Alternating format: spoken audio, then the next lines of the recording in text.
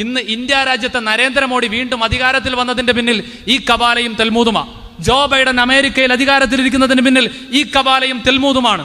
ലോകം മുഴുവനും സൗദി അറേബ്യയിലെ സൽമാൻ രാജാവ് ഇരിക്കണതോ അത് തന്നെയാണ്. ലോകത്തെ ഭരണാധികാരികളിൽ ഒരുപക്ഷെ ഇന്റർനാഷണൽ പൊളിറ്റിക്സിന്റെ ഇഴകീറി പഠിച്ച് മനസ്സിലാക്കിയതിൽ നിന്നും ഒരല്പമെങ്കിലും ഒരുപക്ഷെ ഇന്റർനാഷണൽ പൊളിറ്റിക്സിൽ ഈ കോർപ്പറേറ്റ് സ്വാധീനമെന്ന് പറയുന്ന ഈ കബാലയുടെയും തൽമൂദിന്റെയും സ്വാധീനമെത്താത്ത ഭരണം ഏതെങ്കിലും ഉണ്ടോ എന്ന് ചോദിച്ചാൽ ഇല്ല എന്ന് പറയേണ്ടി വരും. ഇത് പറഞ്ഞപ്പോൾ എൻ്റെ അടുത്തൊരു പത്രപ്രവർത്തകൻ പറഞ്ഞു ഇത് ചുമ്മാണെന്ന് പറഞ്ഞു. ഞാൻ ഇതിനെക്കുറിച്ച് കാര്യമായി റിസർച്ച് ചെയ്തു.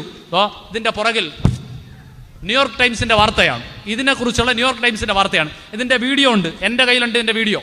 ബിൽഗേറ്റ്സ് 2018 ഈ സാധനം വന്ന 2005 ബിൽഗേറ്റ്സ് ലോകരാജ്യങ്ങളിലെ പ്രതിനിധികളെ വിളിച്ചിരുത്തിയിട്ട് എങ്ങനെ മനുഷ്യന്റെ മനസ്സിനെ, എങ്ങനെ പെണ്ണിന്റെ മനസ്സിനെ, എങ്ങനെ കുട്ടികളുടെ മനസ്സിനെ ഭീകരമാക്കാൻ പറ്റും, എങ്ങനെ പൈശാചികവൽക്കരിക്കാൻ പറ്റും, പിശാചിന്റെ ആരാധനയിലേക്ക് എങ്ങനെ ലോകത്തിനെ കൊണ്ടുവരാൻ പറ്റും എന്ന് പറഞ്ഞു കൊടുക്കുക.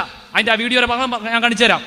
ഇന്ന് നിങ്ങൾ നോക്കിക്കഴിഞ്ഞാൽ അതിന്റെ ഭാഗം നിങ്ങൾ കാണാം. ഇതാണ് 4 വീഡിയോകളുണ്ടായിരുന്നു 2004. 2020 ഈ വാർത്ത വരുമ്പോഴുമുണ്ട്. ഇന്ന് കണ്ട 2 വീഡിയോ ഡിലീറ്റ് ആണ്, 2 ഉള്ളൂ.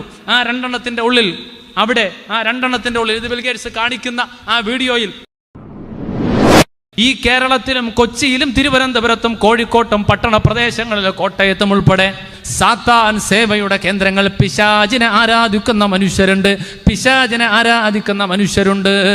കേരളത്തിന്റെ വിവിധ ഭാഗങ്ങളിൽ സാത്താൻ സേവാ കേന്ദ്രങ്ങളിൽ സ്ത്രീകളുടെ ശരീരം ബലിപീഠത്തിൽ കിടത്തി, ഒരു നൂല് വസ്ത്രമില്ലാത്ത സ്ത്രീകളെ കൊണ്ടുവന്ന് ബലിപീഠത്തിൽ കിടത്തി ആ സ്ത്രീകളുടെ ആന്തരിക രഹസ്യഭാഗങ്ങളിൽ ആർത്തവരക്കത്തിൻ്റെയും വേസ്റ്റുകളും തുണിയിൽ തേച്ച് റെഡിയാക്കി അതിനെ അവരുടെ ശരീരത്തിൻ്റെ ഉള്ളിലേക്ക് വെച്ചുകൊണ്ട് ആഭാസതരത്തിൻ്റെ ഏറ്റവും മോശമായ വിശ്വാസമായിട്ട് കൊണ്ടു നടക്കുന്ന ആളുകൾ ലോകം നിയന്ത്രിക്കുന്നു എന്നിടത്താണ് നമ്മൾ മനസ്സിലാക്കേണ്ടത്. എന്തിനായി നഖം വെട്ടിയിട്ട് കുഴിച്ചിടാൻ പറഞ്ഞത്? ആർത്തവത്തിന്റെ വേസ്റ്റുകളും മറ്റും കുഴിച്ചിടണമെന്ന് എന്തിനാ പറഞ്ഞത്? തോന്നുന്നിടത്ത് വലിച്ചെറിയരുത് എന്തിനാ പറഞ്ഞത്? ഒരാളെ ആഭിചാരം ചെയ്യണമെങ്കിൽ, ഒരാളെ സിഹർ ചെയ്യണമെങ്കിൽ അവരുടെ ബോഡിയുടെ വേസ്റ്റ് കെട്ടിയാൽ അതിവേഗം അതിലേക്ക് കൽപ്പിക്കാൻ പറ്റുമെന്നാണ്. അന്ന് സുലൈമാൻ നബി അലൈഹി സ്വലാത്തു വസ്സലാമിന്റെ ഹൈക്കൽ സുലൈമാൻ എന്ന് പറയുന്ന ഒരു വിഷയമുണ്ട്. അതിനു വേണ്ടിയിട്ടാണ് ഇന്നത്തെ